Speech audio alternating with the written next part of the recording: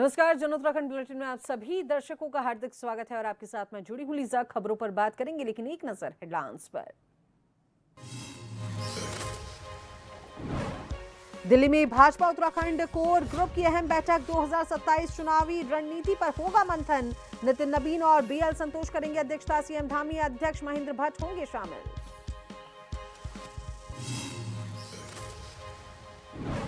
तो वहीं डोईवाला में सोंग नदी का अस्थायी सिंचाई बांध टूटा। 20,000 बीघा खेती पर मंडराया संकट। किसानों ने स्थायी समाधान की उठाई मांग।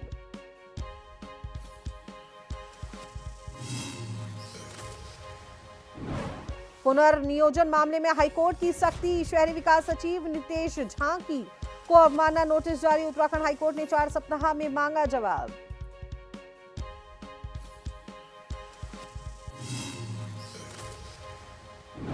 हरिद्वार से लौट रहे लाखों शिव भक्तों से रुड़की नारसन मार्ग पर भारी भीड़ उमड़ी। बढ़ते दबाव के बीच पुलिस प्रशासन अलर्ट। सुरक्षा और ट्रैफिक व्यवस्था और सख्त।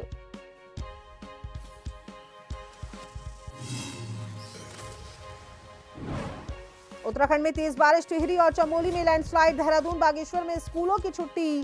10 जिलों की 103 सड़कें बंद।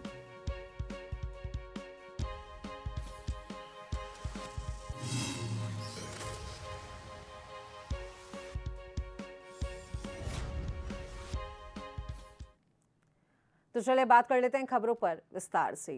सड़क दुर्घटनाओं में घायल होने वाले लोगों के लिए राहत भरी खबर है। भारत सरकार की पीएम राहत योजना के तहत अब दुर्घटना पीड़ितों का इलाज निर्धारित अस्पतालों में 1.5 लाख रुपए तक निःशुल्क कराया जाएगा। संभागीय परिवहन अधिकारी अनीता चमोला ने बताया है कि इस योजना का जो उद्देश्य है, ये सुनिश्चित करना है कि हादसे के बाद इलाज के खर्च का जो बोझ है पीड़ित या उसके परिवार पर ना पड़े। उन्होंने ये भी कहा कि फिलहाल योजना को लेकर आम जनता के साथ साथ कई अस्पतालों में भी जागरूकता की कमी है और इसी को देखते हुए स्वास्थ्य विभाग के साथ समन्वय बनाकर देहरादून के सभी जिला अस्पतालों और पात्र निजी अस्पतालों को स्टेट हेल्थ अथॉरिटी के तहत इम्पैनल और पोर्टल पर ऑन बोर्ड कराने की प्रक्रिया तेज कर दी गई है। विभाग का लक्ष्य जो है अगले 15 दिनों के भीतर सभी पात्र अस्पतालों को इस योजना से जोड़ना है ताकि सड़क दुर्घटना के पीड़ितों को समय पर और निःशुल्क इलाज का लाभ मिल सके।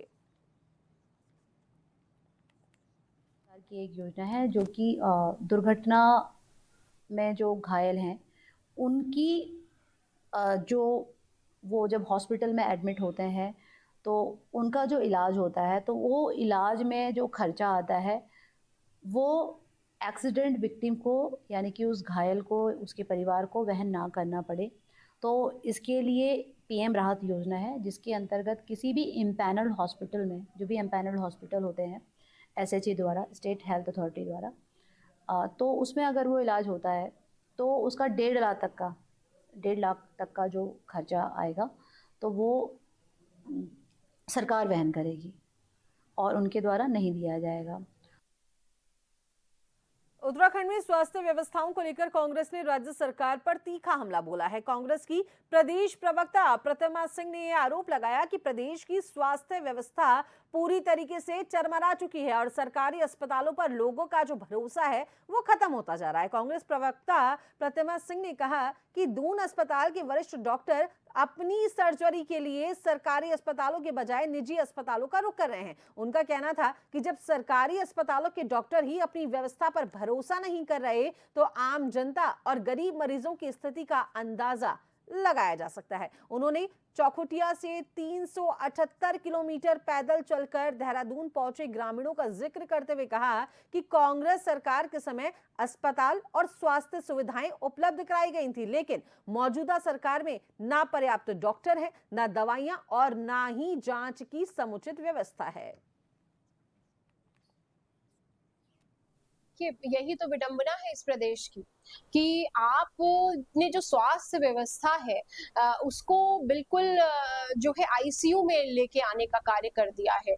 और इसका उदाहरण आपने देखा था कि 378 किलोमीटर चलकर चौखुटिया से लोग देहरादून आए थे क्योंकि उनके यहाँ उन्होंने कहा कांग्रेस के कार्यकाल में हमें अस्पताल तो मिल गया और सुविधाएं भी मिली, लेकिन जब से भाजपा सत्ता में आई है वहां पे ना डॉक्टर है, ना जो है मेडिकल स्टोर है, ना वहां जांच की व्यवस्था है, तो सोचिए कितना दुख होगा मन में कि 400 किलोमीटर के करीब का जो रास्ता नंगे पैर तय करके लोग यहाँ पे आए।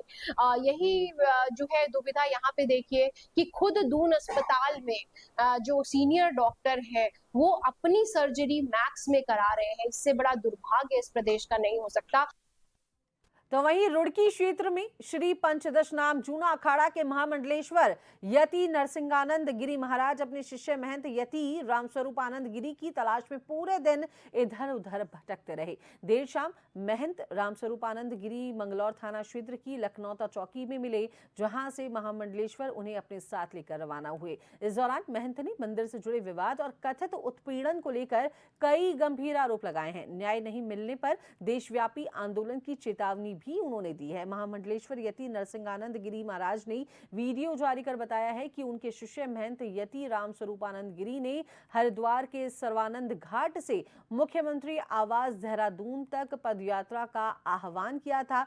निर्धारित समय पर वे अपने यति शिष्यों के साथ सर्वानंद घाट पहुंचे, लेकिन महंत वहां नहीं मिले और उनका मोबाइल भी बंद मिला। इसके बाद महामंडलेश्वर अपने दर्जनों शिष्यों के साथ पूरे दिन उनकी तलाशी करते रहे, उनको तलाशते रहे।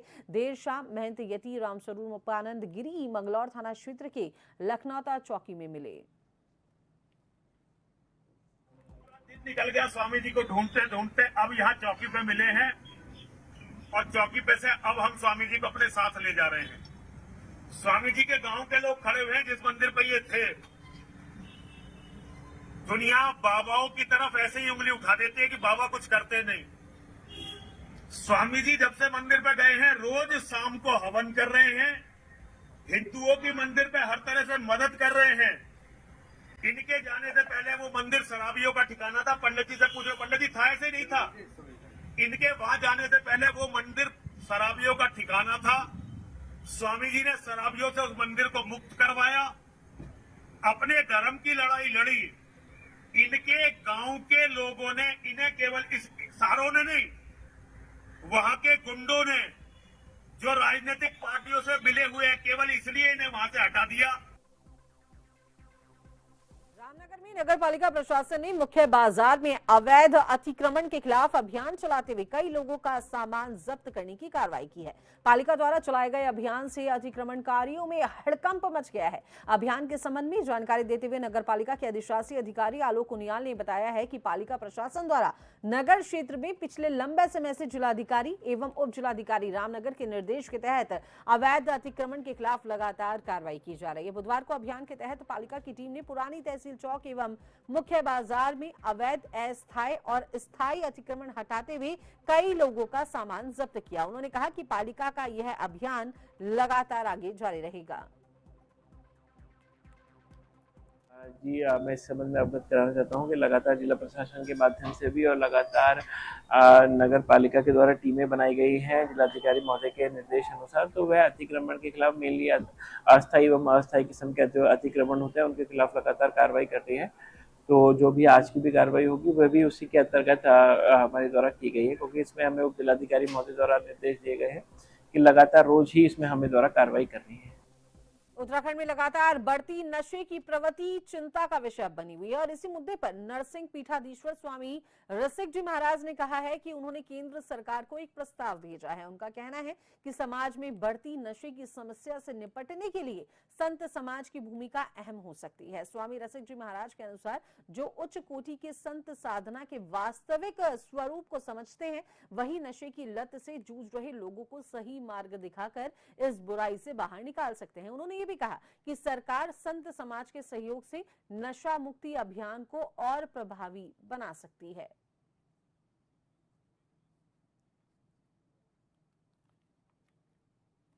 से तो नहीं, लेकिन मैंने हमारे केंद्र में जो सरकार है, मैंने सरकार को एक बहुत बड़ा प्रपोजल बना करके दिया है। उस प्रपोजल में मैंने उनसे निवेदन किया है कि संत महात्माओं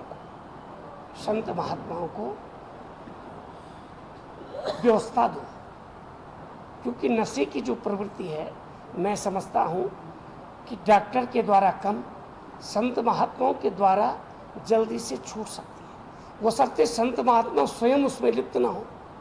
आप समझ रहे मेरे सारे। इसीलिए मैंने उच्च कोटि के संत कहा कि उच्च कोटि के संत माने जो साधना की परिभाषा को जानते हैं, वही नशा छुड़ा सकते हैं। उत्तराखंड में चल रही एसआईआर प्रक्रिया के बीच अब वोटों पर आपत्तियों का दौर भी तेज हो गया है और इसी को लेकर जनपद उधम सिंह नगर के जसपुर से कांग्रेस विधायक आदेश चौहान ने गंभीर नाराजगी जताई है। विधायक आदेश चौहान ने प्रेस वार्ता कर बताया कि आपत्तियां दर्ज करने के पहले ही दिन पूरे उत्तराखंड में सबसे ज्यादा 1271 वोटों पर आपत्ति अकेले जसपुर विधानसभा क्षेत्र में लगाई गई है और उनका यह आरोप है कि आपत्ति दर्ज कराने वालों में अधिकांश लोग हिंदू समुदाय से हैं, जबकि जिन मतदाताओं के नामों पर आपत्ति की गई है उनमें करीब 99% लोग जो हैं मुस्लिम समुदाय से जुड़े हैं। विधायक ने दावा किया है कि जिन लोगों पर आपत्ति लगाई गई है उसमें ज्यादातर लोग वर्षों से जसपुर में ही रह रहे हैं, लेकिन उन्हें भी दूसरे स्थान पर शिफ्टेड दिखाकर उनके वोटों पर सवाल खड़े कर दिए गए हैं। एक समुदाय जो बीजेपी के खिलाफ कांग्रेस के समर्थन में वोट देते हैं तो उनके वोटों को कम करने की राजनीति की जा रही है। उन्होंने ये भी कहा कि प्रशासन से मांग है कि इसमें आपत्तिकर्ता की भी जांच की जाए। तो जसपुर में 1271 व्यक्तियों पर ऑनलाइन आपत्ति लगा दी और आपत्ति लगाने वालों का केवल नाम है, ना उनका एड्रेस है, ना उनका वोटर नंबर है, ना कुछ है। और जिन पर आपत्ति लगाई जा रही है वो ज़्यादातर 99% मुस्लिम वोटरों पर है और आपत्ति लगाने वाले ज़्यादातर हिंदू वोटर। मेरा कहना है कि एक ये भाग संख्या 38 546 उसका वोटर नंबर है, रेशमा उनका नाम है और वो यहाँ पे जसपुर में बीएलए है, उनके नाम पे भी आपत्ति लगा दी। जो खुद बीएलए है उसके नाम पे भी आपत्ति है, जबकि वो तो गवर्नमेंट के नियुक्त बीएलए हैं। कहीं ना कहीं वोटों को मतलब भ्रमित करने का काम कर रहे हैं वोटर लिस्ट में, कि जो एक समुदाय जो बीजेपी के खिलाफ कांग्रेस के समर्थन में वोट देते हैं तो उनके वोटों को कम करने की रणनीति बनाई जाए।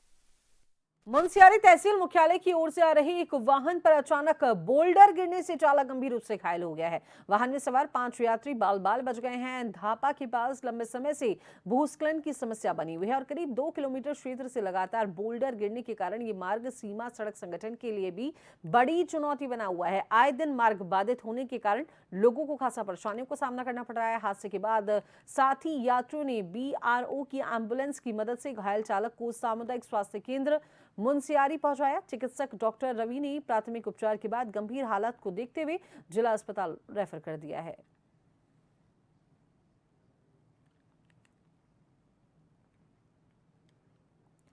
रामनगर कोतवाली पुलिस ने गोवंश संरक्षण अधिनियम के तहत स्वयं वादी बनकर मुकदमा दर्ज करते हुए कथित गोवंश कटान के मामले में बड़ी कार्रवाई की है। पुलिस ने खताड़ी चौकी क्षेत्र में बड़ी मस्जिद के पीछे स्थित सुनसान स्थान पर छापेमारी कर भारी मात्रा में संदिग्ध गौमांस, गोवंश की खाल तथा कटान में प्रयुक्त चापड़, चाकू और अन्य औजार बरामद किए हैं। मामले में अज्ञात आरोपियों के खिलाफ उत्तराखंड गौवंश संरक्षण अधिनियम 2007 की धारा 3, 5 और 11 के तहत मुकदमा दर्ज कर जांच शुरू कर दी गई है।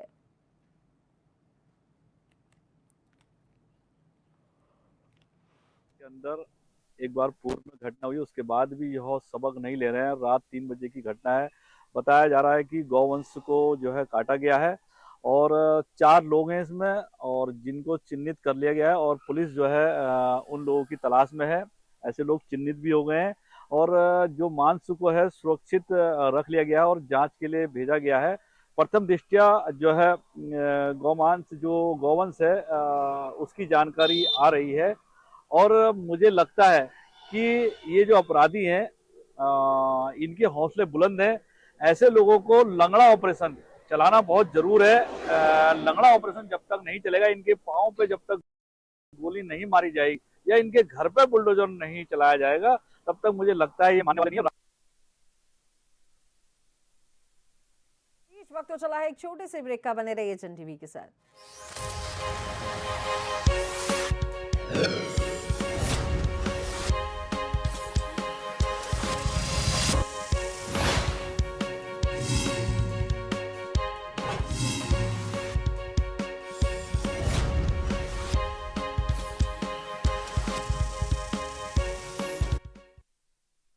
ब्रेक के बाद स्वागत है। खबरों के सिलसिले को आगे बढ़ाते हैं।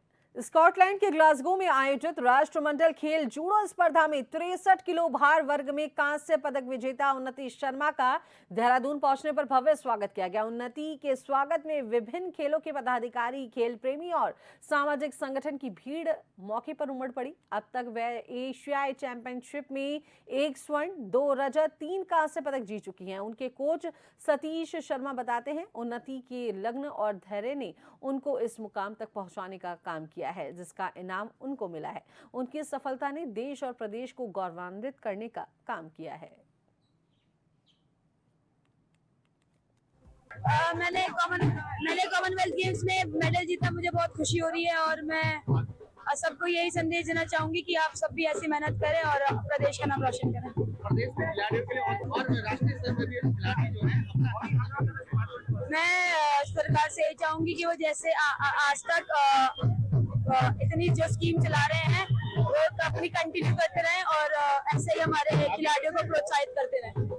इंटरनेशनल मेडल है, टोटल 20 मेडल है और 11 नियर अबाउट 13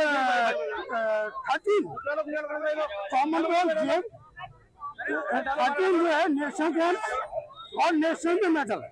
बहुत हम जाहिर नहीं कर सकते कि कितनी खुशी है हम लोगों को। और बच्चों को क्या संदेश देना चाहते हैं? मैं कहती हूँ सब बच्चे देख के अच्छा पढ़ाई करके अच्छा गेम खेल के अपने इसका उत्तराखंड का अपने भारत का नाम रोशन करे जैसे ये कर रही है।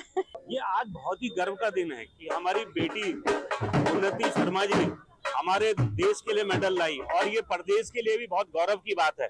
और जैसे आज हमारे माननीय मुख्यमंत्री खेलों के प्रति बहुत सजग हैं और बच्चों के लिए खेलों के लिए बहुत कुछ करने में लगे हैं, उस हिसाब से हमारे बच्चे भी बहुत मेहनत कर रहे हैं। तो मैं स्वाति और उनके माताजी जो यहाँ पर उपस्थित हैं उनको भी और सभी खिलाड़ियों को बहुत बहुत बधाई देता हूँ। और स्वाति जो मेडल लाई उससे हमारे और बच्चों को। चलिए एक बार फिर से रुक कर लेते हैं उत्तराखंड की खबरों की ओर।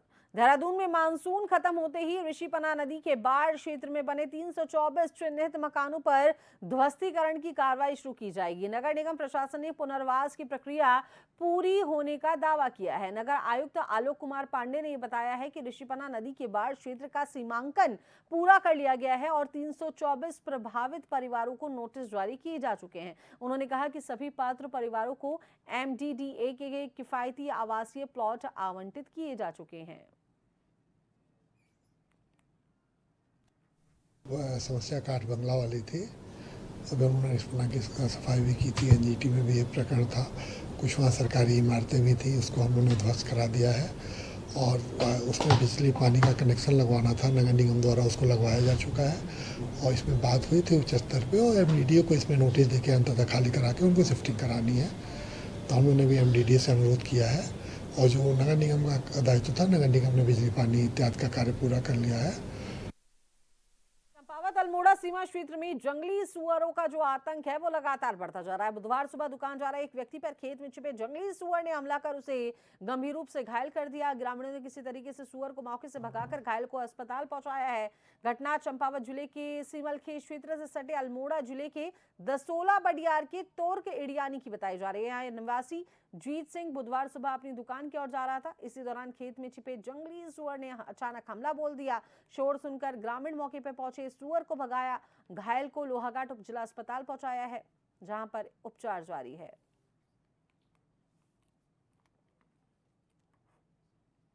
इस साल का व्यक्ति है जो कि दसोला बडियार अल्मोड़ा डिस्ट्रिक्ट से आया है और लगभग ये 1 घंटे पहले हमारे पास आया था और थोड़ा अनकॉन्शियस था, लेकिन अभी इसको primary treatment emergency medical officer doctor Karan द्वारा दिया गया और इसका हाथ भी फटा हुआ है, जिसको जो हमारी सेकंड उंगली जो होती है उसके बीच में पूरा फटा हुआ है, जो उसको हमने पूरा प्राइमरी ट्रीटमेंट दे दिया है, इंजेक्शन रेबीज और सारी चीज़ें दे दी हैं।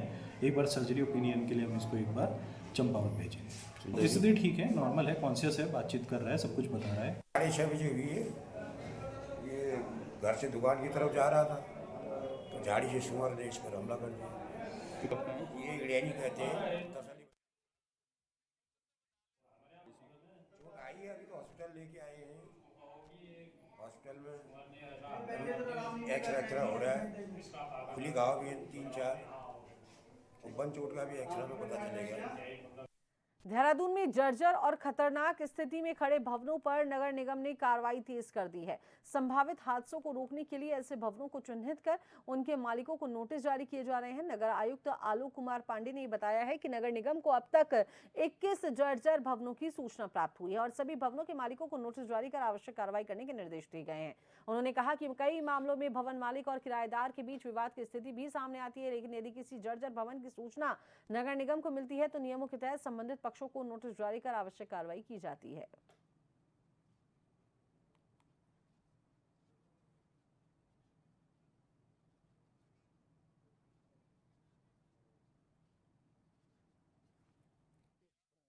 इस बिल्डिंगों की ऐसी सूचना आई थी और नगर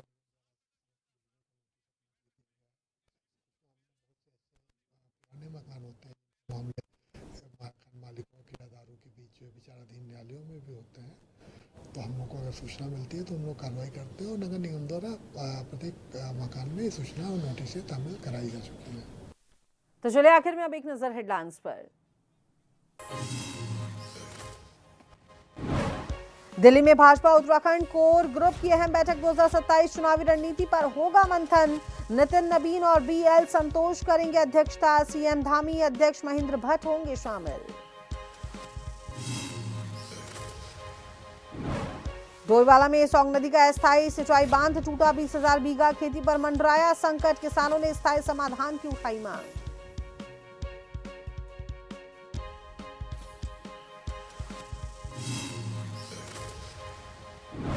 पुनर्नियोजन मामले में हाईकोर्ट की सख्ती, शहरी विकास सचिव नितेश झा को अवमानना नोटिस। उत्तराखंड हाईकोर्ट ने 4 सप्ताह में मांगा जवाब।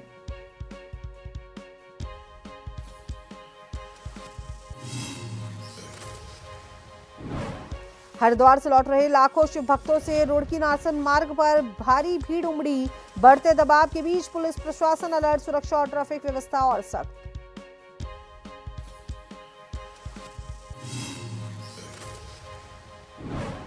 उत्तराखंड में तेज बारिश, टिहरी और चमोली में लैंडस्लाइड। देहरादून, बागेश्वर में स्कूलों की छुट्टी, 10 जिलों की 103 सड़कें बंद।